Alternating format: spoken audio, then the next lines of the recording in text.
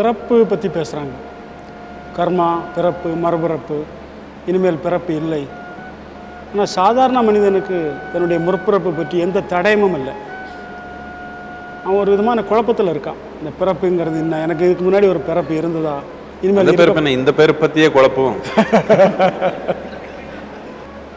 இப்போது முன்பேர்ப்பு இருக்குதா இல்லையா, இல்லை பின்பேர்ப்பு இருக்குதா இல்லையான்னு பார்க்குறது அடிப்படை என்னன்னு இந்த உயிர்த்தன்மை என்னன்னு புரிஞ்சுக்கிற நோக்கம்.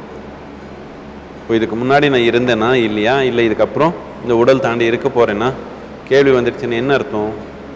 நானு யாருன்னு அர்த்தம். இந்த உயிருக்கு அடிப்படை என்ன, இந்த உயிரென்னா என்னன்ற ஒரு கேள்வி வந்துடுச்சு. இந்த கேள்வி நல்லது தானே. இந்த கேள்வி எப்போ தீவிரமாக நடக்கும்னா, இந்த ஆன்மீகத்துக்கு அடிப்படை எப்பவுமே சாவு தான்.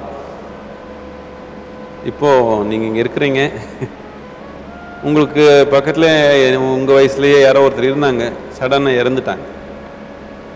இறந்துட்டா இப்போ பார்த்தா நேற்று வரைக்கும் இங்கேயே நல்லாவே இருந்தாங்க, இப்போ இல்லாமல் ஆயிட்டாங்க. எங்கே போயிட்டாங்க, எப்படி ஆயிடுச்சு?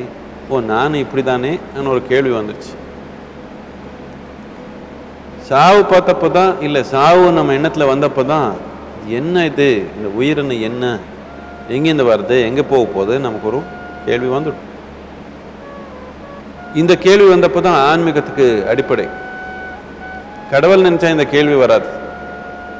கடவுள் நினைச்சாலே வெறும் பிழைப்பு பற்றி மட்டும்தானே நடக்குது. பிரார்த்தனை எல்லாமே, எந்த பிரார்த்தனை பார்த்தாலும் உலகத்தில் அது கொடுப்பா இது கொடுப்பா காப்பாற்றுப்பா தானே நடக்குது, பிழைப்பு அதெல்லாமே. ஆனால் சாவு பற்றி நமக்கு எண்ணம் வந்தப்போ தான் நமக்கு இந்த உயிர் அடிப்படையே புரிஞ்சுக்கணும்னு ஒரு ஆர்வம் நமக்கு வருது. இந்த உயிர் அடிப்படையை நாம் புரிஞ்சுக்கணும்னா இப்போ நாம் உயிரோடு இருக்கிறப்ப தானே புரிஞ்சுக்கணும். இந்த உயிர் எப்படி நடக்குதுன்னு நாம் உணர்ந்தா தானே இதுக்கப்புறம் என்ன நடக்க போகிறதுன்னு புரிஞ்சுக்க முடியும். இதுக்கப்புறம் சத்தப்புறம் என்ன நடக்க போகுதுன்னு கேட்டால் அது உணர்ந்து பார்த்தா தான் தெரியும் உங்களுக்கு. அதுக்கப்புறம் என்ன நடக்கிறது முக்கியமானது இல்லை, இப்போ எப்படி நடந்திருக்குது. இப்போ கூட இந்த உயிருக்கு மூலம் எங்கே இருக்குதுன்னு புரியலையே. இந்த உயிருக்கு மூலம் என்ன எங்கே இருக்குதுன்னு இப்போ புரிஞ்சிடுச்சுன்னா இது பற்றி எல்லாமே புரிஞ்சுடும் நமக்கு. இது புரிஞ்சுக்காம வாழ்கிறது, எப்படி வாழ்னாலும் நம்ம வாழ்க்கை ஒரு முழுமை இல்லாத வாழ்க்கையே இருக்கும். அப்படின்னா எனக்கு எல்லாமே தெரியணுமா? எல்லாமே தெரியணும்னு இல்லை, உயிர் அடிப்படை தெரியணும் தானே. நானுன்னு என்ன, இந்த தன்மை என்ன, எதுக்காக இது ஏங்கிறது, எதுக்காக இப்படி நடக்கிறதுன்னு நான் புரிஞ்சுக்காம போனால் கண்ணு மூடி நடக்கிற மாதிரி தானே ஆயிடுச்சு வாழ்க்கையில். இந்த வாய்ப்பு பிரதி ஒரு மனிதனுக்கு இருக்குது.